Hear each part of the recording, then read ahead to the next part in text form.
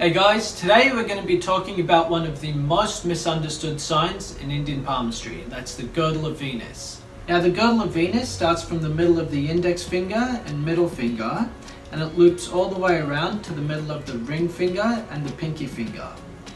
This sign gives you a high libido, it makes you very nervous, and it also makes you very sensitive to other people and their energies as well.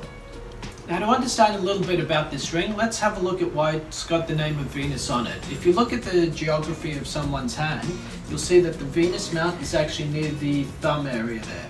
So why is this connected to Venus? Why is the girdle of Venus connected to Venus? So the way I want you to think about this line is that it is an extension of the heart line. The heart line, by the way, rules things like beauty, art, and even sexuality. So you can see how the girdle of Venus and the heart line are actually overlapping meanings there. And the reason for that is that the girdle of Venus is actually just an extension of the heart line. Think of it as a second heart line on someone's hand. So this is actually why the girdle of Venus is over here and not closer to the mount of Venus. Okay, so this is what the line is and what it means. How do you use it? The girdle of Venus is actually a great sign if you're an artist, if you're someone who needs to tap into other people's subconscious and figure out what makes them tick.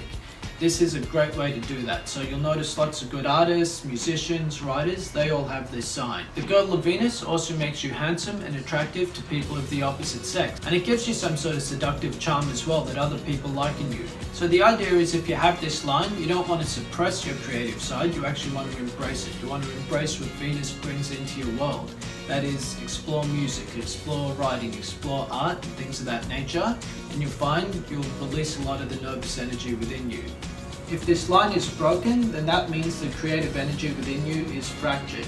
On the other hand, if this line is full, then that's actually a good sign. It means you're using your constructive side very well. The other thing to look at with this sign is addressing some of the stigma that's been with this sign in centuries gone past. 100 or 200 years ago, people would say that this was a line for prostitutes. It was a line for homosexuality. It was a line for people who were promiscuous. At one point, it was even called the line of adultery.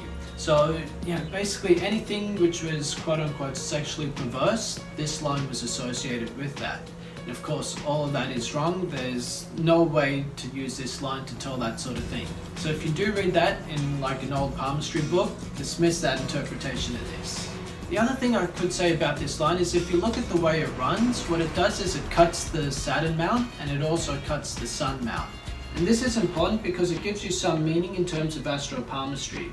So if you notice the girdle of Venus cutting the Saturn mount, that means that Venus is very close to the Saturn in your birth chart.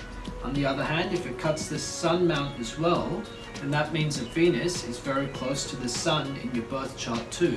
It's normally 1 or 2 houses away, so either in the same house as that planet or plus or minus 1 sign either way. Alright guys, that's my take on the girdle of Venus. If you have any questions, leave them in the comment section below, otherwise hit the like and subscribe.